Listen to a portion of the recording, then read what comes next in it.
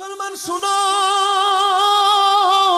এ সুলতান মাহমুদ গজনবী তোমার মতো এমন একজন বাদশা থাকা সত্ত্বেও আমার ছোট ছোট দুইটা সন্তান মা হারা বাবা হারা, তারা কেমন করে দজলা নদীর পারে কান্না করতেছে, খাবারের অভাবে তারা বেহুতাশ হয়ে গেছে। হযরত সুলতান মাহমুদ গজনবী রাহমাতুল্লাহ আলাইহি বলে, ও দুনিয়ার মানুষ, আমি আর ঘুমাই নাই, আমি ঘুম থেকে জাগ্রত হইয়া আমি দৌড়াইতে লাগলাম, আমি আবার দজলা নদীর পারে পারে হাঁটতে লাগলাম। কইরে ছোট ছোট দুইটা বাচ্চা তারা কান্না করতেছে আর খাবারের জন্য ক্ষুধার্ত হয়ে গেছে। আমি দজলা নদীর কিনারার মধ্যে যা দেখলাম, বয়স মাত্র 8-9 বছর বয়স হবে, ছোট ছোট দুইটা ছেলে, তারা নামাজের মুসল্লা বিছিয়ে সেজদার মধ্যে পুরা পুরা কাঁদতাছে। আরে 8 বছরের বাচ্চা সেজদার মধ্যে পুরা আল্লাহর কাছে এত কান্দা কান্দে, আর ডাক দিয়া কই, মনি আমাদের মাও নাই, আমাদের বাবা নাই, আল্লাহ গো, ও আল্লাহ, আমরা এতিম অসহায় হইয়া নদীর পারে দাঁড়ায় দাঁড়ায় কান্দি, তুমি যদি চাও আমাদের খাবারের যোগান দিতে পারো। আমার আল্লাহর পক্ষ থেকে হযরত সুলতান মাহমুদ গজনবীরে কেমন ভাবে পাঠাইছে দেখেন। সুলতান মাহমুদ গজনবী ছোট দুইটা বাচ্চার মাথার মধ্যে হাত বুলিয়ে দিতেছে। সুলতান মাহমুদ বলে, বাবা তোমরা খাবার আহার করেছো, তোমাদের মাথার মধ্যে হাত বুলাইলাম, তবে তোমাদের মা বাবা কোথায়? তারা বলে, হুজুর দজলা নদীর উপর দিয়া আমার আব্বা জান আমাদেরকে এবং আমার আম্মা জানকে নিয়া উনি রওনা করেছিলেন যাওয়ার জন্য বাগদাদে, কিন্তু আমার আব্বা বাগদাদে যাওয়ার আগে নদীর মধ্যে নৌকা ডুবি হয়ে গেছে। আমার আব্বা ইন্তেকাল করেছে, আমার মা ইন্তেকাল করেছে। বলে, হে ছোট দুইটা সন্তান, আজকে থেকে আমাকে তুমি তোমার পিতৃ পরিচয় প্রদান করবা। পিতৃ পরিচয় প্রদান করার কথা যখন শুনলেন, ছোট দুইটা বাচ্চা সুলতান মাহমুদ গজনবীকে বাবা বাবা বলে ডাকতেন। সুলতান মাহমুদ গজনবী তাদেরকে বাদশার সুন্দর শিক্ষালয়ের মধ্যে কোরআন শিখায়, হাদিস শিখায়, বাদশার জায়গার মধ্যে রাইখা ইলমে দ্বীন অর্জন করাইলেন। তাদেরকে ইলমে দ্বীনের তালিম তরবিয়ত গুলা প্রদান কইরা বাদশা তাদেরকে রাজ কারাগারের মধ্যে, রাজঘরের মধ্যে, রাজপ্রাসাদের মধ্যে রাখছে। ডাক দিয়ে বলে, এ ছোট দুইজন বাচ্চা, তোমরা কি এখন তোমাদের এমন ইলম অর্জন করেছো যে ইলম দ্বারা তোমাদের মা বাবা ইন্তেকাল করার পরে কবরে কেমন আছে তোমরা জানতে পারবা? শুধু দুইটা বাচ্চা ডাক দিয়ে কই, হুজুর আমাদের মা বাবা কবরে কেমন আছে আমরা কেমনে জানবো? রাজপ্রাসাদের বড় আলেমকে ডাক দিছে, হুজুর আপনি বলেন না এমন কোন নেক আমল আছে যে কিনা, যে নেক আমল দিয়া একটা মানুষ মুরাকাবার মাধ্যমে, মুশাহাদার মাধ্যমে তার মা বাবা কবরে কেমন আছে জানতে পারে? হুজুর বলে, হ্যাঁ আছে, আমার আল্লাহ তাআলা কোরআনুল কারীমের আয়াত নাযিল করে দিয়েছেন, ওয়া মিনাল লাইলি ফাতাহাজ্জাদ বিহি নাফিলাতাল লাকা আসা আইয়াবাসাকা রাব্বুকা মাকামাম মাহমুদা। আল্লাহ তাআলা বলেছেন, নবীজি আপনি রাতের কিছু অংশে তাহাজ্জুদের নামাজ আদায় করেন, যদি তাহাজ্জুদের নামাজ আদায় করেন অতি সত্বর আপনার মাকামে মাহমুদ প্রশংসার জায়গা দান করা হবে। এ বন্ধু, যারা হারামখোর, যারা বদমানুষ, যারা বেনামাজি, যারা বেআমল, আমি তাদের কথা আপনাদের কাছে আজকে বলতেছি না, আজকে বলতেছি আপনি যদি নামাজি হন, আপনি যদি রোজাদার হন, আপনি যদি মুত্তাকি হন, আপনি যদি আবেদ হন, আপনি যদি সলে হন, আপনি যদি আল্লাহর খাস বান্দা হন, পর্দার আড়ালের মহিলারা তারা যদি স্বামীর খেদমত করনেওয়ালা হয়, স্বামীর আদেশ মাননেওয়ালা হয়, মা বোনেরা যদি স্বামীর হুকুম আহকাম গুলা মাননেওয়ালা হয়, তারা কেমন ভাবে মারা যাবে সে ওয়াজটা আপনাদের কাছে করতেছি। আমার আল্লাহ তাআলা লামকানের মধ্যে একটা গাছ লাগাইছেন, গাছ, যে গাছটার নাম হলো শাজরাতুল ইয়াকিন গাছ, কেউ কেউ বলেন গাছটার নাম হলো তওবা গাছ। ওই তওবা গাছের মধ্যে আমার আল্লাহ তাআলা এতগুলা পাতা রাখছেন, পাতা সৃষ্টি করছেন, যতগুলা দুনিয়াতে মানুষ আছে প্রত্যেকটা গাছের পাতায় পাতায় আল্লাহ তাআলার বান্দাদের নামগুলা লেখা আছে। আশিক তো সুরে সুরে লিখতেছে, তওবা নামক গাছটি আছে, পাতায় পাতায় লেখা আছে মানুষের হায়াত। ওরে সেই পাতাটা ঝরে গেলে মৃত্যুর নিশান আসবে চলে, সেই পাতাটা ঝরে গেলে মৃত্যুর নিশান আসবে চলে, শেষ হইবে তোমাদের হায়াত, পাপী উম্মত কে করিবে পার। পার, পাপী উম্মত কে করিবে পার। কঠিন হাসরের দিনে আখিরি নবীজি বিনে পাপী উম্মত কে করিবে পার। নবী বলবে আবু বকর তুমি লও দুজকের খবর, উম্মত নি দুজকে যায় আমার। কোথায় বাবা উসমান গনি তুমি লও কাউসারের পানি, উম্মতের করাও না আহার, পাপী উম্মত কে করিবে পার। হার পাপী উম্মত কে করিবে পার। কঠিন হাসরের দিনে আখিরি নবীজি বিনে পাপী উম্মত কে করিবে পার। ফুলসেরাতের কঠিন পুলে হযরত ওমর যাও না চলে, ও আগে ফুলসেরাতের কঠিন পুলে হযরত ওমর যাও না চলে। আলী যাও মিজানে রোপাল্লাই, পাপী উম্মত কে করিবে পার, পাপী উম্মত কে করিবে পার।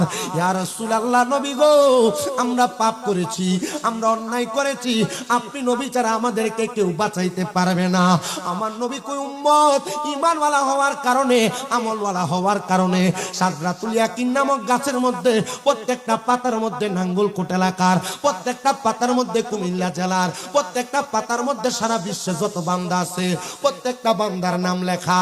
গাছের মধ্য থেকে আপনার নামের পাতা যখন জোরে পড়ে যাবে, ওই পাতার নামের মানুষটার কাছে আমার আল্লাহ তাআলা একজন না দুইজন না তিনজন ফেরেশতা পাঠাইব। তিনজন ফেরেশতা, দুইজন ফেরেশতা রহমতের, আরেকজন ফেরেশতা মালাকুল মউত। ওই দুইজন ফেরেশতা মুমিন বান্দার সামনে যখন আসবে, মুমিন বান্দার সামনে আইসা একজন বান্দার নাকের আগার কাছে বসবে, একজন বান্দার মাথার কাছে আইসা বসবে। আর মুমিন বান্দা যখন বসবে গো, মরার চিঠি যখন তার কাছে আসবে, আজরাইলটা মুমিন বান্দার সামনে চলে আসবে। আজরাইল মুমিনের সামনে যখন দাঁড়ায়া যাবে গো, ওই মুমিন বান্দার অবস্থা কেমন হবে জানো রে মুসলমান? আজরাইলে সর্বপ্রথম মুমিন বান্দার বুক বরাবর থাবা দিয়া ধরবে মুমিন বান্দার রূহটা নেওয়ার জন্য। আরে মুমিন বান্দার বুকের মধ্য থেকে আওয়াজ আসবে রে মুমিন বান্দা, তোমার বুকের মধ্য থেকে কি আওয়াজ আসবে? দুইজন ফেরেশতা মুমিন বান্দার বুকের মধ্যে দাঁড়ায়া ডাক দিয়া বলবে রে আজরাইল, মুমিন বান্দার রূহ তুমি বুক দিয়া বাহির করতে পারবা না। বলে কারণ কি? মুমিন বান্দার বুকের মধ্যে আল্লাহ এবং তার রাসূলের মুহাব্বত আছে, এই জন্য বান্দার রূহ কবজ করা যাবে না, চলে যাবে আজরাইল আলাইহিস সালাতু ওয়াস সালাম। আল্লাহর হুকুম পায়া আবার মুমিন বান্দার কাছে আসবে। এ মুমিন বান্দা, এ মুমিন বান্দা তোমার রূহ নেওয়া হবে। এবার মুমিন বান্দার কপাল বরাবর হামলা করা হবে, কপাল বরাবর। বান্দার রূহ নেওয়ার জন্য যখন কপাল বরাবর হামলা করবে গো, ওই বান্দার কপালের মধ্য থেকে আওয়াজ আসবে আজরাইল, মুমিন বান্দার রূহ তুমি কপাল দিয়া কবজ করতে পারবা না। বলে কেন পারবো না? আর কপাল দিয়া মুমিন বান্দা 5 ওয়াক্ত নামাজের সেজদা দিয়েছে। বান্দার সেজদার বড় দাম, সেজদার বড় সম্মান, সেজদার বড় মর্যাদা, সেজদার বড় চাহিদা। আমি আল্লাহ তার প্রতি খুশি হয়ে গেছি। আমার আল্লাহর ফেরেশতারা তখন বলবে বান্দার এই কপাল দিয়া রূহ বাইর করা যাবে না। আজরাইল চলে যাবে আবার আল্লাহর হুকুম পায়া। আজরাইলে তৃতীয়বার আবার মুমিন বান্দার কাছে আসবে। এ বান্দা তোমার রূহটা কবজ করা হবে। বান্দার ডান বাহু বরাবর হামলা করা হবে। মুমিন বান্দার ডান বাহু থেকে দুইজন ফেরেশতা জবাব দিবে, এরে আজরাইল, মুমিন বান্দার ডান দিক দিয়ে রূহ কবজ করা যাবে না। বলে কেন যাবে না? আরে মুমিন বান্দার ডান হাতের মধ্যে দান এবং সদকা আছে, এই জন্য বান্দার রূহ কবজ করা যাবে না। আজরাইল আবার ফিরে যাবে, চতুর্থবার আবার মুমিন বান্দার কাছে আগমন করবে। আগমন করার সাথে সাথে মুমিন বান্দার বাম বাহু বরাবর হামলা করা হবে। বাম দিক থেকে জবাব দিবে, রে আজরাইল, বাম দিক দিয়া বান্দার রূহ কবজ করা যাবে না। বলে কেন গো? বলে বান্দার বাম দিকে তার মা বাবার খেদমত গুলো আছে, এই জন্য বান্দার বাম দিক দিয়ে রূহ কবজ করা যাবে না। হায়রে ময়ূরার মানুষ, এই এলাকার বেনামাজিরা, তোমরা যারা নামাজ পড়ো না, তোমরা যারা পরের হক খাও, তোমরা যারা ইবাদত করো না, তোমরা যারা হারাম খাবার খাও, এ আমার ময়ূর এলাকার মা, পর্দার অন্তরালের আম্মুজিরা, তোমরা যারা বেপর্দা ঘুরে বেড়াও, তোমরা যারা স্বামীর আদেশ মানো না, স্বামীর আদেশ অমান্য করো, তোমাদেরকে বলি গো মা, মরার সময় বড় কষ্ট পাইবা। আর যদি মুমিন হও, আল্লাহ তাআলার হুকুম আহকাম গুলা মাইনা চলো, কোরআন মোতাবেক জীবনটা সাজাও, মরণ বড় সুন্দর হবে, মরার সময় কষ্ট পাবে না।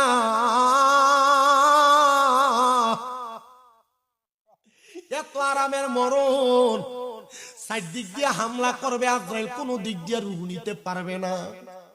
যে আজরাইল দুনিয়ার মানুষের রূহ নিতে একটা সেকেন্ডও দেরি করে না। যদি তুমি মুমিন হও, যদি তুমি মুসলিম হও, যদি তুমি নামাজি হও, যদি তুমি আবেদ হও, তোমার রূহটা আজরাইল কষ্ট দিয়া নিবে না। চারবার যখন বাধা দেওয়া হবে, আজরাইল আমার আল্লাহর দরবারে দরখাস্ত করবে, মাবুদ রে,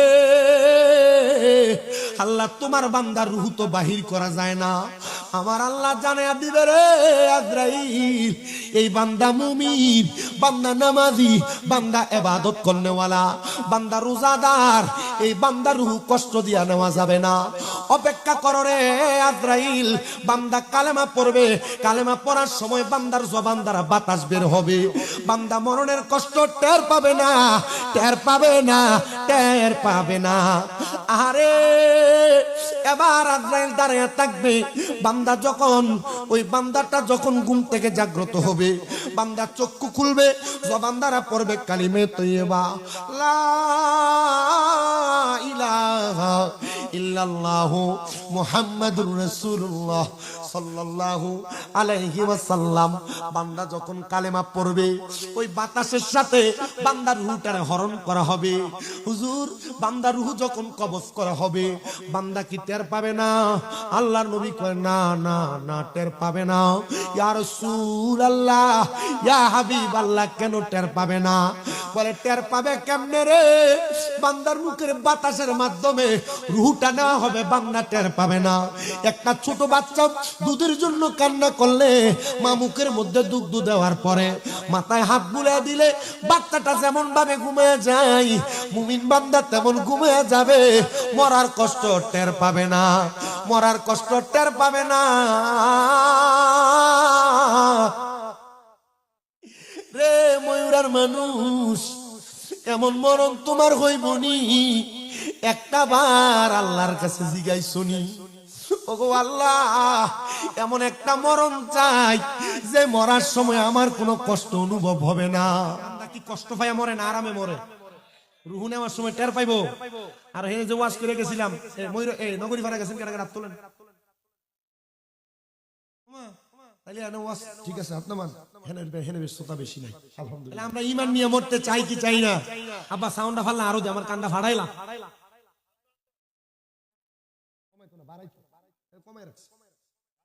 তাহলে মুমিনের মরণ কি ভালো মরণ না খারাপ মরণ? আরামের মরণ আমরা চাই কি চাই না?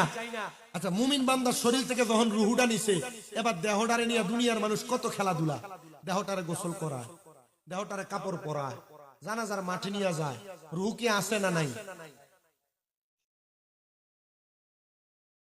মুসলমান ইমানদার শুনো, অন্তরের কান লাগে শোনো, মুমিন বান্দার রুহু দেহ পড়ে থাকে, রুহু আজরাইলের হাতে থাকবে। রুহুটা ডাক দিয়া বলবে, আজরাইল, তুমি আমার রুহুটারে কেন এত আস্তে আস্তে নিয়ে যাও? বলে কেন? বলে তুমি যদি জানতা আমার আল্লাহ তাআলা আমি মুমিন বান্দার জন্য কত মহামূল্যবান পুরস্কার রেডি করে রাখছে, তুমি এত আস্তে আস্তে যাইতা না, আরো তাড়াতাড়ি যাইতা, আমারে মহামূল্যবান পুরস্কারের ভাগীদার বানাইতাও। এ আমার বাবা, এ আমার ময়ূরার বন্ধুরা, মুমিন বান্দার রুহটা নিয়ে কত সুন্দর কথা বলা হবে, কিন্তু দেহ পরে থাকবে, দেহটার একটা ব্যবস্থা তো করা লাগবে। কি ব্যবস্থা করবে জানো রে? মুমিন বান্দা বান্দার রূহটারে নিয়ে কবরে যখন বিসমিল্লাহি ওয়া আলা মিল্লাতি রাসূলিল্লাহ বলে কবরে রাখা হবে, আল্লাহর নবী জানিয়ে দেয় তিনজন রহমতের ফেরেশতা মুমিন বান্দার কবরে আসবে। ওই বান্দার কবরের মধ্যে জান্নাতের একটা বিছানা বিছায়া দিবে। মুমিন বান্দা জান্নাতের বিছানার মধ্যে ঘুমাইবো, আরামে আরামে ঘুমাইবো। বান্দার কবরের মধ্যে মুনকার নাকির সম্মানিত দুইজন ফেরেশতা আগমন করবে। ওই ফেরেশতারা মুমিন বান্দার কবরে আইসা কোনো সওয়াল জবাব করবে না। কারণ কি জানো জানো জানো কারণ মুমিন বান্দা নামাজ পড়ার কারণে তার কপালের মধ্যে নামাজের একটা নূর দেখা যাবে। নেক আমল করার কারণে সিনার মধ্যে নেক আমলের একটা নূর দেখা যাবে। ওই বান্দাটা নেক আমলের নূর দিয়া বান্দার সামনে যখন মুনকার নাকির আসবে, তখন মুনকার নাকির বলবে এই বান্দার সওয়াল জবাব করা লাগবে না, কারণ বান্দার ইমানের নূর আছে, বান্দার সওয়ালের কোনো জবাব লাগবে না। প্রিয় মুসলমান, ময়ূরের মানুষ শুনো, এবার কবরের পরে তোমার নিয়ে যাওয়া হবে হাসরের ময়দানের মধ্যে। যারা নামাজি, যারা বেনামাজি, যারা রোজাদার, যারা বেরোজগার, যারা হালালখোর, যারা হারামখোর, সব মানুষ হাসরের ময়দানে থাকবে। উলঙ্গ অবস্থায় হাসরের ময়দানে যাবে। মানুষগুলা হাহাকার করতে থাকবে, কারণ তামার একটা গরম উত্তাপ দেওয়া হবে। 12টা সূর্যের তাপ মানুষের মাথার মধ্যে দেওয়া হবে। মানুষের মাথার মগজগুলা টকবক টকবক করে ফুইটা ফুইটা কাম দিয়া বের হবে। হাইরে মানুষ, ও মানুষ শুনো, ওই সময় আমার নূরের নবী রাহমাতুল লিল আলামিন নবীজি হাসরের ময়দানে আগমন করবে, আগমন করবে, আগমন করবে। নবী আমার বলেন, উম্মত আমার, আল্লাহ তাআলা আমি নবীর একটা স্থান দান করছে, মাকাম দান করছে। যেই মাকামটার নাম হলো মাকামে মাহমুদ। আমি দয়াল নবী ওই মাকামে মাহমুদের নিচে দাঁড়ায়া আমার উম্মতের জন্য কি সুপারিশ করব জানো? যখন উলঙ্গ অবস্থায় সব উম্মতরা হাসরের ময়দানে আফসুস আফসুস আফসুস করতে থাকবে, আমি নবীজি মাকামে মাহমুদ লাওয়ায়ে হামদের পতাকার নিচে দাঁড়ায়া দাঁড়ায়া আমার উম্মতদেরকে টান দিয়া দিয়া আমি নবী নাজাত প্রাপ্তদের অন্তর্ভুক্ত করব, জান্নাতীদের অন্তর্ভুক্ত করব। আমার নবী শুধু জান্নাতীদের অন্তর্ভুক্ত করবে না রে বাবা, আমার নবীকে আমার সব উম্মতগুলোকে নাজাত দেওয়া হবে। ইয়া রাসূলুল্লাহ, নবী কেমন নাজাত দেওয়া হবে? আমার নবী কয়, উম্মত শুনো রে, কেমন নাজাত আমার আল্লাহ দিব জানো? ওই নাজাত ওয়ালা জান্নাতরা, জান্নাতুল ফেরদাউস, এত সুন্দর জান্নাত আমার আল্লাহ তাআলা তোমাদের জন্য রেডি করে রাখছে। আহালা ওয়া সাহালান, মারহাবান মারহাবান বলে রহমতের ফেরেশতারা স্বাগতম জানাবে। আল্লাহর আসমানের প্রথম দরজার মধ্যে 19 জন ফেরেশতা দাঁড়ায়া দাঁড়ায়া আহালা ওয়া সাহালান, মারহাবান মারহাবান, দুয়ুফুর রহমান, আল্লাহর মেহমান বলে স্বাগতম জানায়া ইমানদার বান্দাটারে রিসিভ করে নিয়ে যাবে। এত দাম, এত সম্মান, এত ইজ্জত শুধু নিয়ে যাবে না, বান্দাটারে এমন ভাবে নিয়ে যাবে বান্দা দুনিয়ার কথা ভুলে যাবে। আল্লাহর নবীর প্রখ্যাত সাহাবী হযরতে সালমান ফারসি রাদিয়াল্লাহু তাআলা আনহু, বয়স 200 বছরের উপরে, হযরতে সালমান ফারসি বলে, একদিন যোহরের নামাজের পরবর্তী সময়ে আমি আহার করার জন্য আমার ঘরের দরজার মধ্যে বসলাম। এমন টাইমে কুরাইশদের একজন মানুষ আমি হযরত সালমান ফারসির কাছে আগমন করেছে।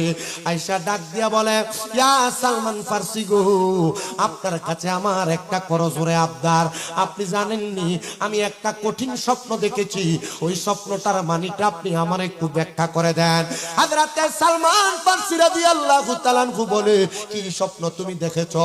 উনি বলেন, আমি দেখেছি আমার দুনিয়ার জমিনের মধ্যে আমি যে খাটে ঘুমানো, 4 জন ব্যক্তি আইসা আমার ওই খাটের মধ্য থেকে উঠায়া তারা মাটির নিচে প্রবেশ করাইতেছে, মাটি আমার চারদিক থেকে চাপ দিতেছে। আমি আফসুস আফসুস করে আমার সন্তানকে ডাক দিলাম, আমার স্ত্রীকে ডাক দিলাম, আমার সন্তান স্ত্রী কেউ আমারে উদ্ধার করতেছে না। আমি বলতে লাগলাম, ও আমার সন্তান, ও আমার স্ত্রী গো, তুমি আমাকে কেন উদ্ধার করো না? তারা আমার দিকে তাকায় কিন্তু কোনো কথা বলে না। হযরত সালমান ফারসি, আপনি আমার এই কথাটার একটা ব্যাখ্যা বলে দেন। উনি বলেন, অন্য কোনো ব্যাখ্যা আমার কাছে নাই, তুমি বলো না, তুমি কি দুনিয়ার কোনো ব্যস্ততাতে ব্যস্ত আছো নাকি, যেটার কারণে তোমার সন্তান এবং তোমার স্ত্রীরা উপকৃত হইতেছে? মানে তারা তাদের তোমার উপার্জিত অর্থ দ্বারা আহার করতেছে, কিন্তু তোমার কথা তারা চিন্তা করতেছে না। মনে রাখবা মুসলমান, মরার পরে মা আপন না, বাবা আপন না, সন্তান বন্ধু বান্ধব কেউ আপন না। তুমি দুনিয়ার মায়ায় পইরা তোমরা যারা কবরের কথা ভুলে যাও, হাসরের কথা ভুলে যাও, মিজানের কথা ভুলে যাও, ফুলসেরাতের কথা ভুলে যাও, তোমার জীবন বৃথা। এই জীবন দিয়া কোনো লাভ নাই, লাভ নাই। বলে হুজুর কেন গো? কারণ কবরে যাওয়ার পর মা বাপ, সন্তান, সন্ততি, আত্মীয় স্বজন কাউকে কবর চিনবে না। চিনবে শুধু তোমার দুইটা সম্পদকে, দুইটা দৌলতকে। একটা দৌলত হলো তোমার ইমানের নূর, আরেকটা দৌলত হলো তোমার আমলের পাওয়ার। যার যত ইমান, যার যত আমলের পাওয়ার, আমার আল্লাহ তাআলা তারে তত সম্মানিত করবে, তার তত ইজ্জতওয়ালা করবে। হুজুর কেমন ইজ্জতওয়ালা করবে? আমার জানতে বড় ইচ্ছা হয়। নবী আমার বলে, ইজ্জত কেমন? শোনো গো, জান্নাতের মধ্যে আমার আল্লাহ তাআলা এক প্রকার মানুষদেরকে এত মর্যাদা দিবে, অন্যান্য নবীর উম্মতেরা বলবে, আল্লাহ গো তারা কারা? আল্লাহ গো তাদের পরিচয়টা কি? তখন আমি আল্লাহ পাক রব্বুল আলামিন অহংকার করে বলবো, অন্যান্য নবীর উম্মতেরা, এরা আর কেউ না, এরা আর কেউ না, এরা হলো আখিরি নবী মুহাম্মদুর রাসূলুল্লাহ সাল্লাল্লাহু আলাইহি ওয়াসাল্লাম নবীর উম্মত। আল্লাহ গো তাদের কেন এত সম্মান, এত মর্যাদা, এত মর্তবা? আমার আল্লাহ বলবে, তারা মুহাম্মদুর রাসূলুল্লাহ সাল্লাল্লাহু আলাইহি ওয়াসাল্লাম নবীর আদর্শ গ্রহণ কইরা দুনিয়ার জমিনে চলাফেরা করেছে, তাদের জীবন সাজিয়েছে। এই কারণে আমার আল্লাহ তাআলা তাদেরকে জান্নাতীদের অন্তর্ভুক্ত করেছে। মুসলমান, আমাদের বড় দাম, আমাদের বড় সম্মান, আমাদের বড় ইজ্জত। যদি আমরা আমাদের ইজ্জত ধরে না রাখতে পারি, এটার কৌফিয়ত আমাদেরকেই দেওয়া লাগবে, এটার কৌফিয়ত আমাদেরকে দেওয়া লাগবে। এবার আপনারা বলেন, আমরা ওই ইমানের দৌলত ধরে রাখার দরকার আছে না নাই? আল্লাহর নবী কয়, যদি জাহান্নামী মানুষ দেখতে চাও, তাদের দিকে তাকাও যাদের মুখে আগুন। আমি সব মিলে দেখলাম, সিগারেট যেটি খাই মুখে আগুন। কথা জোরে কইলে জোরে কন, কমস্ত হইলে আস্তে কন। আপনার কন না এমন সিগারেট খাবেন না, আছে না নাই? যদি খাই বলে চিন্তা হুজুর। এক বেটারে তো দেখছি কইতাছে, সিগারেট খাইতে খাইতে বলে ভোট দিলে জান্নাতে যাব। আমি চিন্তা করি, এটির মাথার ভিতরে আল্লাহ কি গোবর দিছে না মগজ দিছে, এটা আল্লাহ ভালো জানে। মুসলমান শোনাম, ইসলাম মানুষকে গুজামিল দেওয়ার কারণ না, কথা না। শোনো বাবা, শোনো, তোমার ঈমান নিয়ে পালন করবে, তুমি টের পাবে না, টের পাবে না। কিন্তু যদি তুমি তোমার ঈমানটারে মজবুত করে রাখো, মানুষের প্রতি ভালো ধারণা করো, দেখবা তুমি দুনিয়ার জমিন থেকে কবরে গেলে তোমার কবর বড় সুন্দর। জোরে কন্যা ঠিক না? কেমন সুন্দর হবে শুনো। হযরত বাদশাহ সুলতান মাহমুদ গজনবী রাহমাতুল্লাহ আলাইহি, ওনার নাম হয়তো আপনারা অনেকেই শুনেছেন। জবরদস্ত একজন বাদশা ছিলেন হযরত সুলতান মাহমুদ গজনবী রাহমাতুল্লাহ আলাইহির জামানায়। আরেকটা জটিল ঘটনা, হযরত সুলতান মাহমুদ গজনবী বলেন, আমার একটা স্বভাব ছিল, আমি তাহাজ্জুদের নামাজ পড়তাম, ফজরের নামাজ পড়তাম, ফজরের নামাজ আদায় করে ততক্ষণ পর্যন্ত নামাজের মুসল্লা থেকে আমি উঠতাম না, যতক্ষণ পর্যন্ত আমি সূর্য উদয় হওয়ার পর 2 রাকাত নামাজ না পড়তাম। একদিন আমি 2 রাকাত নামাজ আদায় করে হঠাৎ করে শরীর ক্লান্ত ক্লান্ত অনুভব হয়। আমি সুলতান মাহমুদ গজনবী ক্লান্ত অনুভব হওয়ার পরে আমি হঠাৎ করে আমার নামাজের মুসল্লার মধ্যে ঘুমায় গেলাম।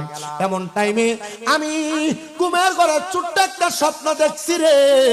আল্লাহর এক বান্দা কান্না করতেছে আর আমাকে ডাক দিয়া বলতেছে, এ সুলতান মাহমুদ গজনবী, তোমার মতো এমন একজন বাদশা থাকা সত্ত্বেও আমার ছোট ছোট 2টা সন্তান মা হারা বাবা হারা, তারা কেমন করে দজলা নদীর পারে কান্না করতেছে, খাবারের অভাবে তারা বেহুতাশ হয়ে গেছে।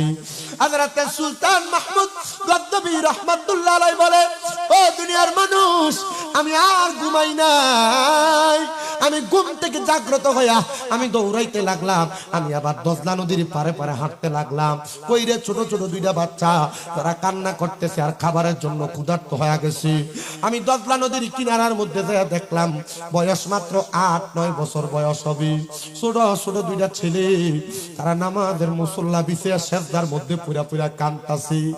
আরে 8 বছরের বাচ্চা সেজদার মধ্যে পুরা আল্লাহর কাছে এত কান্দা কান্দে আর ডাক দিয়া কই মনি আমাদের মাও নাই, আমাদের বাবা নাই, আল্লাহ গো ও আল্লাহ আমরা এতিম অসহায় হইয়া নদীর পারে দাঁড়ায় দাঁড়ায় কান্দি, তুমি যদি চাও আমাদের খাবারের যোগান দিতে পারো। আমার আল্লাহর পক্ষ থেকে হযরত সুলতান মাহমুদ গজনবীরে কেমন ভাবে পাঠাইছে দেখেন। সুলতান মাহমুদ গজনবী ছোট দুইটা বাচ্চার মাথার মধ্যে হাত বুলিয়ে দিতেছে আর ডাক দিয়া বলে বাবা ও বাবারা তোমরা যে কান্না করো কেন? হুজুর আমরা কান্না করি আমার আল্লাহ তাআলা দুনিয়ার সব মানুষের জন্য রিজিক রাখছে, আমরা দুইটা এতিম ভাইয়ের জন্য কি কোনো রিজিক রাখে নাই? সুলতান মাহমুদ গজনবী তাদেরকে কোলে নিয়ে ঘরের মধ্যে খাবার আহার করাইতেছে। বাদশার দরবারের বড় আলেম ডাক দিয়া কয় সুলতান মাহমুদ গজনবী এরা কারা গো, এরা কারা? তুমি কি গোলাম ক্রয় করেছো? সুলতান মাহমুদ গজনবী কয় না না না আমি কোনো গোলাম ক্রয় করি নাই, আমি এই দুইটা বাচ্চারে এতিম হিসেবে রাস্তা থেকে উঠে আনছি। হযরত সুলতান মাহমুদ গজনবীরে ওই জবরদস্ত আলেম ডাক দিয়া বলতেছে এ সুলতান মাহমুদ গজনবী তুমি কি বাচ্চাগুলার মাথাতে হাত বুলাইছো? সুলতান মাহমুদ গজনবী কয় হ্যাঁ আমি এই বাচ্চাগুলার মাথার মধ্যে হাত বুলাইছি।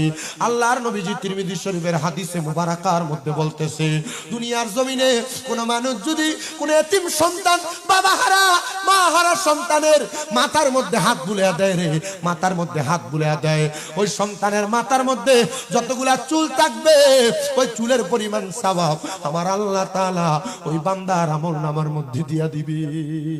কোন এতিম বাচ্চা এতিম বাচ্চা মাথায় হাত বুলিয়ে দিলে মাথায় যত চুল থাকবে সেই পরিমাণ সওয়াব আমলনামায় দাও। মুসলমান শুনো,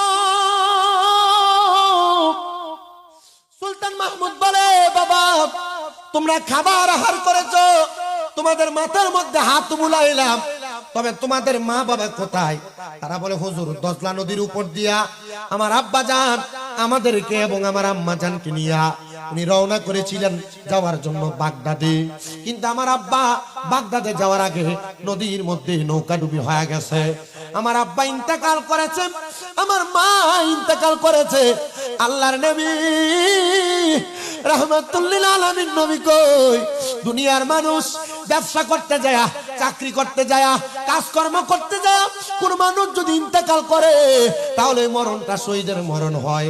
আপনারা যারা সংসারের জন্য টাকা পয়সা কামাই করেন, রুজি রোজগার করেন, আপনাদের আমলনামার মধ্যে আল্লাহ তাআলা নফল ইবাদতের সদকার সওয়াব লেখে। আর যদি পরিবারের জন্য খাবার জোগান দিতে যায় আপনারা ইন্তেকাল করেন, আপনাদের এই ইন্তেকালটা আমার আল্লাহ তাআলা শহীদের মর্তবা হিসেবে কবুল করে নিবে। ছোট দুইটা বাচ্চা কান্না করে আর ডাক দিয়ে বলে ওগো বাদশাহ আমার মা নাই বাবা নাই। বাদশাহ বলে হে ছোট দুইটা সন্তান আজকে থেকে আমাকে তুমি তোমার পিতৃ পরিচয় প্রদান করবা। পিতৃ পরিচয় প্রদান করার কথা যখন শুনলেন ছোট দুইটা বাচ্চা সুলতান মাহমুদ গজনবীকে বাবা বাবা বলে ডাকতেন। সুলতান মাহমুদ গজনবী তাদেরকে বাদশার সুন্দর শিক্ষালয়ের মধ্যে কোরআন শিখায়, হাদিস শিখায়, বাদশার জায়গার মধ্যে রাইখা ইলমে দ্বীন অর্জন করাইলেন। তাদেরকে ইলমে দ্বীনের তালিম তরবিয়ত গুলা প্রদান কইরা বাদশা তাদেরকে রাজ কারাগারের মধ্যে, রাজঘরের মধ্যে, রাজপ্রাসাদের মধ্যে রাখছে। ডাক দিয়ে বলে এ ছোট দুইজন বাচ্চা তোমরা কি এখন তোমাদের এমন ইলম অর্জন করেছো যে ইলম দ্বারা তোমাদের মা বাবা ইন্তেকাল করার পরে কবরে কেমন আছে তোমরা জানতে পারবা। শুধু দুইটা বাচ্চা ডাক দিয়ে কই হুজুর আমাদের মা বাবা কবরে কেমন আছে আমরা কেমনে জানবো? রাজপ্রাসাদের বড় আলেমকে ডাক দিছে হুজুর আপনি বলেন না এমন কোন নেক আমল আছে যে কিনা যে নেক আমল দিয়া একটা মানুষ মুরাকাবার মাধ্যমে, মুশাহাদার মাধ্যমে তার মা বাবা কবরে কেমন আছে জানতে পারে? হুজুর বলে হ্যাঁ আছে, আমার আল্লাহ তাআলা কোরআনুল কারীমের আয়াত নাযিল করে দিয়েছেন ওমিনাল লাইলি ফাতাহাজ্জাদ বিহি নাফিলাতাল লাকা আসা আইয়াবাসাকা রাব্বুকা মাকামাম মাহমুদ মাহমুদা, আল্লাহ তাআলা বলেছেন নবীজি আপনি রাতের কিছু অংশে তাহাজ্জুদের নামাজ আদায় করেন। যদি তাহাজ্জুদের নামাজ আদায় করেন অতি সত্বর আপনার মাকামে মাহমুদ প্রশংসার জায়গা দান করা হবে। আমার নবীজি এই আয়াত নাযিল হওয়ার পরে সারা রাত কান্না করেছেন। আম্মা জানা আয়েশা সিদ্দিকা থেকে হাদিস বর্ণিত, তিনি বলেন আমার নবীজির চোখ মুবারক গুলা ফুলে গেছে, লাল হয়ে গেছে। নবীজির দাড়ি মুবারক গুলা নবীজির চোখের পানিতে একবারে চুপচুপা হয়ে গেছে। আমি আমার নবীজিকে প্রশ্ন করলাম, ইয়া রাসূলুল্লাহ, ইয়া হাবিবাল্লাহ, নবী গো এমন ভাবে কেন আপনি কান্না করেন? আমার নবী কয়, আয়েশা আমার আল্লাহ বলেছে আমি নবী যদি তাহাজ্জুদ করি আমারে মাকামে মাহমুদ দান করব। আমি নবী কান্না করেছি আর আল্লাহর কাছে বলেছি, আল্লাহ আমার উম্মত গুনাহ করবে, অন্যায় করবে, পাপ করবে, আমার উম্মত যদি তাহাজ্জুদের নামাজ পড়ে আপনি আমার উম্মতের কি দান করবে? আমার আল্লাহ তাআলা জানায়া দিয়েছে, আয়েশা রে আমার আল্লাহ বলছে আমার উম্মত যদি তাহাজ্জুদের নামাজ পড়া আমার আল্লাহর কাছে কোনো কিছু চাই আমার আল্লাহ আমার উম্মতের তা দান করবে। বাদশার দরবারে ছোট ছোট দুইটা বাচ্চারে আলেম ডাক দিয়া বলে, বাবা তাহাজ্জুদের নামাজ পড়ো। তাহাজ্জুদের নামাজ পড়া আল্লাহর দরবারে কান্না করো, দেখবা আমার আল্লাহ তাআলা তোমার আব্বা আম্মা কবরে কেমন আছে তোমাদেরকে জানাইয়া দিবে। বাদশা কয়, হুজুর আমি যদি পড়ি আমার আল্লাহ আমি সুলতান মাহমুদের কি দান করব? বলে আপনি যা চাইবেন আমার আল্লাহ আপনারে তা দান করে দিবে। উনিও তাহাজ্জুদ গুজারি হয়ে গেছে, তাহাজ্জুদ নামাজ পড়তেছে। ছোট দুইটা বাচ্চা সকালবেলা দৌড়াইয়া আয়েশা ডাক দিয়া কই, ও সুলতান মাহমুদ গজনবী গো, আমি তো আমার মার আর আমার আব্বারে দেখছি। বলে কেমন ভাবে দেখছ? আমরা ইবাদত কইরা যখন তাহাজ্জুদ নামাজ পড়ে সিজদার মধ্যে পড়ে রইলাম আমরা দেখলাম আমার মা আমার আব্বা জান সুন্দর একটা জান্নাতি থালা নিয়া দামি দামি খাবার আহার করতেছে। আমরা জিজ্ঞাসা করলাম, ও মা ও আমার আব্বা এত দামি খানা, এত ভালো খানা, এত দামি দামি খাবার কই পাইলেন? আমার মা আমার আব্বা জান আমাদেরকে জবাব দিয়েছে, রে সন্তান এই খানা দুনিয়ার কোনো খানা না, এই খানা হলো জান্নাতি খানা। ও মা ও আব্বা জান এই জান্নাতি খানা কই পাইলেন? বলে তোমাদের মতো সন্তান যদি দুনিয়ার জমিনে কোনো মা বাবা রেখে আসে আর ওই সন্তান যদি তাহাজ্জুদ নামাজ আদায় করে করে আল্লাহর দরবারে কান্নাকাটি করে আমার আল্লাহ তো তোমাদের দোয়ার বরকতে আমি মারে মাফ করে দেয়, তোমাদের দোয়ার বরকতে আমি বাপরে মাফ কইরা জান্নাতি খানা দান করে দেয়। দেখছেন নিরে মানুষ, একটা মানুষ তাহাজ্জুদ নামাজ আদায় কইরা আমার আল্লাহর দরবারে কান্নাকাটি করার কারণে আমার আল্লাহ তাআলা কেমনে দুইটা ছেলের মা বাপরে জান্নাতি খানা দান করে দিছে। সুলতান মাহমুদ গজনবী বলে, এরপর থেকে আমি কোনোদিন তাহাজ্জুদ নামাজ ছাড়ি নাই। আপনারা যারা নামাজ পড়েন না, রোজা রাখেন না, ইবাদত করেন না, আমি আপনাদের কাছে করজোরে আবদার করি অল্প সময় আমি আপনাদেরকে কষ্ট দিব, আর বেশিক্ষণ সময় কষ্ট দিতেছি না। বাবারা শোনেন, অন্তরের কান লাগায়া ওই ছোট দুইটা বাচ্চার কাছে দেইকা দেইকা সুলতান মাহমুদ গজনবী 5 ওয়াক্ত নামাজের সাথে তাহাজ্জুদ নামাজ আদায় করা বান্দা হয়ে গেছে। তাহাজ্জুদ নামাজ যখন আদায় করে গো হযরত সুলতান মাহমুদ গজনবী বলে, আমি তাহাজ্জুদ নামাজ আদায় করার জন্য আমার বাড়ির সামনে নদীর মধ্যে যাইতাম ওযু করার জন্য। বাদশা সুলতান মাহমুদ গজনবী বলে, নদীর সামনে যাইয়া ওযু বানাইতেছি, নদীর পারে আরো 4 জন মানুষকে দেখলাম। বাদশা কয়, হায় রে হায়, আমি মনে করেছিলাম এতদিন আমি একা একা তাহাজ্জুদ নামাজ পড়ি, কিন্তু আমার এলাকার 4 জন মানুষ তারাও তো তাহাজ্জুদ নামাজ পড়ে। আসলে ওই 4 জন এই এলাকার মানুষ না, গজনবের মানুষ না, এরা সামদেশ থেকে আসছে। সুলতান মাহমুদ গজনবী নামক বাদশা আছে যার বাড়িতে স্বর্ণ গয়না মণিমুক্তা আছে, এগুলা চুরি করার জন্য সুলতান মাহমুদ গজনবী রহমতুল্লাহ আলাইহি এদেরকে ডাক দিছে, বাইরে দিকে আসেন। এরা কয়, দেখছস নি আমরা আসছিলাম এই এলাকায় চুরি করতে 4 জনে মিলা, তার কত বড় সাহস, একা একা চুরি করতে আসছে। আসলে কি তিনি চোর না বাসি? কুকুর ঘাউ ঘাউ করে কি বলে, আমি কুকুরের বাসা বুঝতে পারি। বলে ভালো একটা গুণ। বলে এরপর আপনার কি গুণ আছে? তিনি বলে, আমার গুণ হইল আমি যেই বড় বাড়ির মধ্যে যাই না কেন, বাড়ির মধ্যে যত বড় লোক মানে তালা থাকুক না কেন, আমি চোখের একটা ইশারা দিয়া ওই বড় তালাটা খুলতে পারি। 3 নাম্বার ব্যক্তি, তোমার কি গুণ? তিনি ডাক দিয়ে বলেন, আমার 3 নাম্বার গুণ হলো আমি ঘরের মধ্যে প্রবেশ করার সাথে সাথে নাকের ঘ্রাণ টান দিলে কোন জায়গায় কি আছে আমি সেটা বলতে পারি। 4 নাম্বার ব্যক্তিরে বলে তোমার কি গুণ আছে? বলে আমি দিনের বেলা যারে দেখি রাতের বেলা তারে চিনি, রাতের বেলা যারে দেখি দিনের বেলা তারে চিনি। বলে গুণ তো ভালো, তাহলে তোমরা সঙ্গে আমারেও নিয়ে যাও। বলে আপনার কি গুণ আছে? বলে যদি আপনার গুণ থাকে তাহলে আপনারও সমান ভাগ দেওয়া হবে। বাদশা ডাক দিয়ে কয় আমার গুণ হইল আমি যদি ডান দিকে তাকাই ফাঁসির আসামি মাপ পাওয়া যায়, আমি যদি বাম দিকে তাকাই দুনিয়ার জমিনের ফাঁসির আসামি শুধু মাফ হয় না, মৃত্যুদণ্ড মাফ হয়ে যায়। বলে ঠিক আছে, তাহলে আপনার মতো লোক আমাদের দরকার। যেহেতু রাজপ্রাসাদে চুরি করতে যাব, ধরা খাইলে তো ফাঁসি পাওয়া লাগবে। আসলে কি চুরি করতে যারে লইয়া যায় তিনি চোর না বাড়ির মালিক?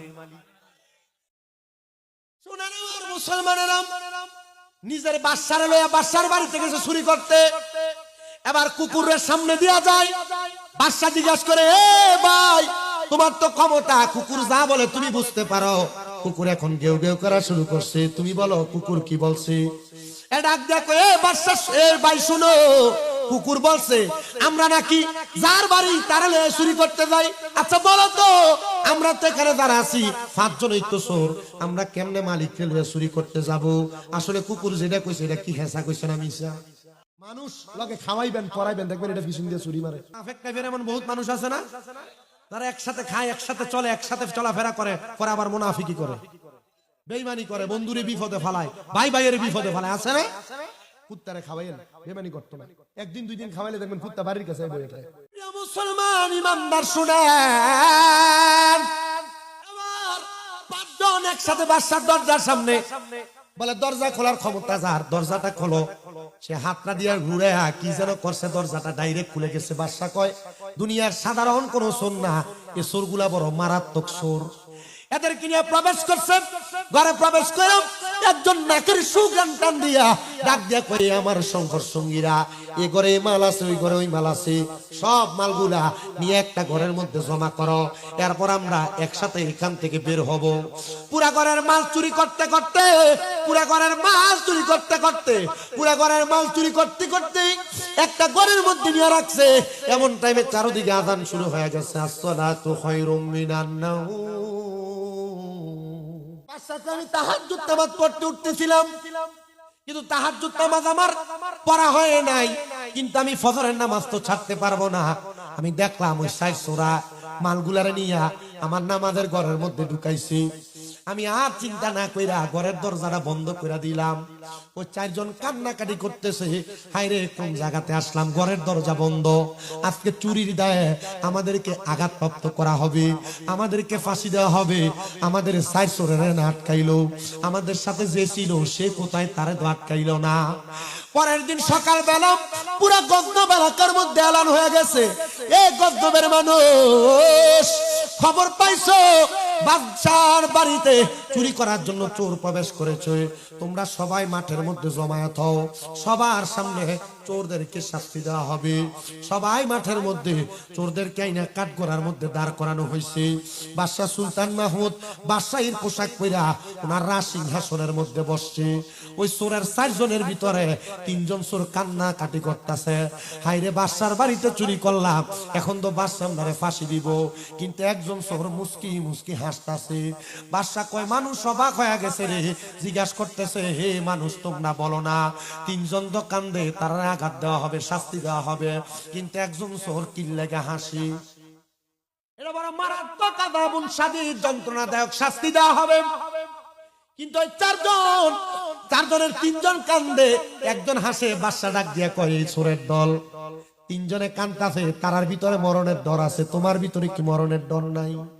সে হাসে আর ডাক দিয়া কয় বাদশা গো, রাতের বেলা একসাথে চুরি করতে ঢুকলেন, একই রকমের অপরাধী, কিন্তু কেমনে গো আমরারে আটকাইলেন একবার বলেন না? বাদশা ডাক দিয়া কয় তোমরারে আমি মনে করছিলাম আমার মতো তাহাজ্জুদ পড়া মানুষ, আমাদের সমাজে এমন বহু বুজুর্গ মানুষ আছে দাড়ি টুপি লাগায় পরের হক মাইরা মাইরা খায়। দেখো বাদশা, এই যে দেখেন ডান দিকে আল্লাহ তাআলার কত বড় নিদর্শন, বাদশা চাইছে। বাদশার ডাক দিয়ে কয় বাদশা বাম দিকে দেখেন আল্লাহর কত বড় নিদর্শন, বাদশা চাইছে। রাজপ্রাসাদ সব দিকে সব আছে। এবার ওই হাসনেওয়ালা চোর ডাক দিয়ে কয় বাদশা আমাদেরকে এখানে কেন দাঁড় করাইছেন? বলে তোমরা বাদশার বাড়িতে চুরি করতে আসছো, ফাঁসি দিয়া তোমাদেরকে মৃত্যুদণ্ড দেওয়া হবে। এবার সুর ডাক দিয়া কয়, বাদশা ডাইনে বামে তাকায়া দাও, চুরির ফাঁসিও মাফ, মৃত্যুদণ্ড মাফ, এবার যে শাস্তি দিবেন আমরা মাইনা নিব। বাদশা ডাক দিয়া কয়, এলাকার মানুষ শুনছনি গো, এরা চুরি কইরাম আমার কাছ থেকে হিকমতের মাধ্যমে মাপ নিতে চায়। না রে না, আমার আল্লাহ এমন হিকমতের মাধ্যমে সবাইরে মাফ করে না। ডাক দিয়া বলতেছে, জগতের মানুষ তোমরা শোনো, এ সাই চোরের সামনে দাঁড় করাইছি, জিজ্ঞাসা করে এ চোরের দল কেন তোমরা চুরি করো? তারা ডাক দিয়া কয়, বাদশা কোনোদিন জীবনে চুরি করি নাই, আমাদের ইরাকের এলাকায় দুর্ভিক্ষ হওয়ার কারণে আমরা আসছি আপনার বাড়িতে চুরি করার জন্য। আমাদের এলাকার মানুষ না খেয়া খেয়া আছে, আমরা আপনার বাড়িতে চুরি করে হাতে মালগুলা নিয়ে যাব। আমরা চিন্তা করেছিলাম আমার এলাকার মানুষদেরকে আমি এগুলা দিয়া মানুষের ক্ষুধা নিবারণ করব। বাদশা সুলতান মাহমুদ গজনবী রহমতুল্লাহ আলাইহি ডাক দিয়া বলে, দুনিয়ার মানুষ এরা যে কথাগুলা বলে এদের কথা সত্য নাকি মিথ্যা? সবাই বলে, বাদশা গো তারা যেতে কথা বলছে, ইরাক একটা দূত পাঠান, দেখেন না ইরাকের দূত আর প্রতিনিধিরা কি খবর পাঠায়। ঠিকই খবর পাঠায়, দেখে ইরাকে একটা অঞ্চলের মধ্যে অভাব অনটন লাগছে, এদের খাবারের মতো কোনো মাল নাই। খাবারের মতো যখন কোনো মাল নাই, তখন বাদশা বলে, ঠিক আছে রে, যাও যাও যাও, তোমাদেরকে শাস্তি দেওয়া হবে না, তোমরা আজকে থেকে চুরি করো না। আমি সুলতান মাহমুদের বাড়িতে তোমরা কাজের লোক হিসেবে থাকো, তোমাদের কাজ হইলো সকালবেলা একবার, বিকালবেলা একবার রাজপ্রাসাদ পরিষ্কার করবা, আর সারাদিন আল্লাহ তাআলার ইবাদত করবা। জোরে জোরে বলা যাবে কি সুবহানাল্লাহ? বাদশা বাড়িতে চাকরি দিয়ে চিন্তা করছে, চাকরি তো দিছি ঠিক আছে, চুরি করছে যদি স্বভাব না যায়। বাদশা এক সপ্তাহ ঘুমায় না, পাহারা দেয়, এক সপ্তাহ তাহাজ্জুদও পড়ে না, পাহারা দেয়। তো বাদশা সুলতান মাহমুদ গজনবী এক সপ্তাহ পাহারা দেওয়ার পর উনি রাত্রবেলা ঘুমাইছে। আর ওই চোরদেরকে যে কাজ দিছে, এই চোরেরা কাজ করার পরে বাকি অংশ কি করে? ইবাদত করে। না কি করে? আপনি সারাদিন কাজ করেন ঠিক, আবার গরুর মতো ঘুমান, সকালে ঘুম থেকে ওঠেন, খান, আবার যান কামে। ইবাদতের খবর কোনো কিছু? বাদশা সুলতান মাহমুদ যখন ঘুমাইছে, ঘুম থেকে জাগ্রত হয়ে তাহাজ্জুদ নামাজের মুসল্লাতে বসছে। তাহাজ্জুদ নামাজ পড়লাম, বাদশা বলে, আমি তো পাহারা দিছি এক সপ্তাহ, এ সুরগুলা আমার বাড়িতে কাজগুলা করবে কিনা আমি একটু মুরাকাবা করতে লাগলাম, আল্লাহর কাছে জানতার চেষ্টা করলাম। আমি চেষ্টা করতে করতে আমি যখন মুরাকাবা করতে লাগলাম, মুরাকাবার মধ্যে আমি একটা গায়েবী আওয়াজ শুনতে পাইলাম। আমার আওয়াজের মাধ্যমে জানিয়ে দেওয়া হয়, এ বাদশা সুলতান মাহমুদ কি করলি রে? আমার আল্লাহর এত বড় চারজন ওলি রে তোর বাড়ির চাকর বানায়া রাখলি। বাদশা কয়, আল্লাহ তোমার চারজন বন্ধুরে আমার বাড়ির চাকর বানাইলাম, এটা তো বুঝতে পারলাম না। জবাব আসতেছে, হে বাদশা সুলতান মাহমুদ গজনবী, যারা এক সপ্তাহ আগে তুমি চোর মনে কইরা তোমার বাড়িতে জায়গা দিছিলা এবং তোমার বাড়ির চাকর বানায় রাখছো, এরা আসলে চোর না, এরা গত এক সপ্তাহ আমি আল্লাহর এত ইবাদত করছে, এরা যে তোমার রাজপ্রাসাদ পরিষ্কার করে, আমি আল্লাহর কাছে এটা লজ্জা লজ্জা লাগে। আল্লাহর কোন প্রিয় বান্দা, আল্লাহর কোন নেককার বান্দা দুনিয়াতে কষ্ট থাকতে পারে না, আমার আল্লাহ তারে কষ্ট রাখে না। বলে, হুজুর সারা জীবন নামাজ পড়ি তবু আমার বিপদ যায় না, হুজুর সারা রোজা রাখি আমার বিপদ যায় না। আব্বাজি মনে রাখবা, মুমিন বান্দাদেরকে অভাব দিয়া বিপদ দিয়া আমার আল্লাহ তাআলা পরীক্ষা করে, মুমিন বান্দার বিপদ দিয়ে অভাব দিয়ে আমার আল্লাহ তাআলা পরীক্ষা করে।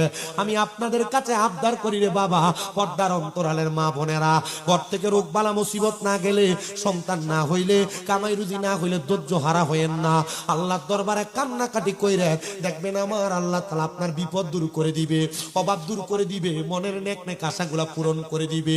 বাদশা তাড়াতাড়ি সাজদা থেকে উইটা দৌড়ায়া চারজন ব্যক্তিরে ডাক দিয়াই না বাদশার রাজ সিংহাসনের মধ্যে বসায়, আর ডাক দিয়া কই, ও আল্লাহর বান্দারা, আর আমার রাজপ্রাসাদ আপনারা পরিষ্কার করা লাগবে না, আজকে থেকে আমি বাদশা সুলতান মাহমুদ আপনাদের জুতা পরিষ্কার করে দিব, তবু আপনারা আমার দরবার থেকে যাইবেন না। সুলতান মাহমুদ রহমতুল্লাহ আলাইহি ডাক দিয়া বলতেছে, জগতের মানুষ, আমি এত সম্মান এত ইজ্জত দিয়া তাদেরকে রিসিভ করেছি, তারা আমার কথাগুলা শুনেছে, গ্রহণ করেছে, তবে আমি তাদেরকে বললাম, ও আমার চারজন আল্লাহর খাস বান্দা, আপনি একটু দোয়া করেন না। আমি সুলতান মাহমুদ গজনবী আজকে 12 বছর পর্যন্ত মুরাকাবা করতেছি, কিন্তু আমি আমার মা বাপরে দেখতেছি না। ওই চারজন ডাক দিয়া কই, ও সুলতান মাহমুদ গজনবী, দেখবেন কেমনে গো বাদশাহী পরিচালনা করতে যায় আপনার দরবারে যে মানুষদেরকে আহার করার জন্য চাল দেওয়া হয়, গম দেওয়া হয়, আপনার ওই প্রজাদের মধ্যে এটা সমানভাবে দেওয়া হয় না। এই জন্য আপনি ইনসাফ বেইনসাফ হওয়ার কারণে আপনি আপনার মারে বাপরে দেখতে পান না। এবার শুনো, মানুষকে মাল সামান দেওয়ার সময় ওজন করে সমানে সমানে দিবা, নচেত তোমার ইবাদত আসমান এবং জমিনের মাঝখানে ঝুলন্ত অবস্থায় থাকবে, ঝুলন্ত অবস্থায় থাকবে। সুলতান মাহমুদ গজনবী বলে, এবার আমি ওই দিনই মাইপা মাইপা মানুষকে মাল দেওয়া লাগলাম, বাইতুল মালের সম্পদ দিতে লাগলাম। ওই দিনে আমি তাহাজ্জুদ করে মুরাকাবা করার পরে স্বপ্ন দেখলাম, আমার আম্মা এবং আমার আব্বা জান আমার স্বপ্নের মধ্যে আইসে আমার মাথার মধ্যে হাত বুলিয়ে দিতেছে। আমি বললাম, মা ও আব্বা জান, আপনাদেরকে আমি 12 বছর পর্যন্ত তালাশ করি, কিন্তু আপনাদেরকে আমি দেখতে পাই না। আজকে কেমনে কিভাবে আসলেন গো? মা বাবা আমার জবাব দেও, সুলতান মাহমুদ শোনো, আমার আল্লাহ তাআলা আমাদেরকে আজকে এমন একটা সম্মান দিয়া তোমাকে সাক্ষাৎ দেওয়ার জন্য পাঠাইছে। কারণ তুমি যখন তোমার প্রজাদের প্রতি সম্মান করেছো, ইনসাফ করেছো, আমার আল্লাহ তাআলা ওই ইনসাফের বরকতে আমরা মা বাপরে মাফ কইরা জান্নাতের মধ্যে জায়গা করে দিছে। এ আমার ময়ূরার বাবারা, এ ময়ূরা এলাকার বাইতুল জান্নাত জামে মসজিদের উদ্যোগে জান্নাতের বাগানে যারা যারা বসবেন, আপনাদের তো অনেকের মা কবরে, আপনাদের তো অনেকের বাবা কবরে, আপনাদের মা বাবা কবরে কেমন আছে আপনারা কেউ জানেন না। মা বাপরে যে মাটি দিয়া চলে আসছেন, এখনো কোনোদিন স্বপ্ন দেখেন নাই, হুজুর দেখবো কেমনে গো? মা বাবার চেহারাটা তো আমার মনে নাই। অনেক সন্তান আছে মা বাপের গোরস্থানের সামনে নিয়ে দাঁড় করে দিলে যদি বলা হয় মা বাবার কবর কোনটা একটু চিনিয়ে দাও, মা বাবার কবরটা চিনাইতে পারবে না, ভুল লাগেছে। সন্তান দুই দে মা বাবার কবরের কাছে যাওয়া ছাড়া আর কোনোদিন তো মা বাবার কবরের সামনে যাও না। মা বাপ তোমারে লক্ষ লক্ষ টাকার সম্পদ দিয়া গেছে, মা বাপ তোমারে লাখ লাখ টাকার জায়গা জমি দিয়া গেছে। যদি এগুলা না দিয়া যাইতো, যদি তুমি ভাড়া থাকতা প্রতি মাসে 5,000 টাকা করে ভাড়া দিতা, 12 মাসে 60,000 টাকা ভাড়া দেওয়া লাগতো। ওই মা কবরে বাবা কবরে আম্মা বাবারও কষ্ট করে তোমারে মানুষ করছে, নিজে খায় নাই তোমারে খাওয়াইছে। এখন তুমি লাখ লাখ টাকার মালিক, কিন্তু মা বাপরে দামি একটা খানা তোমারে খাওয়াইতে পারো না। খাওয়াইবা কেমনে? মা বাপ কবরে।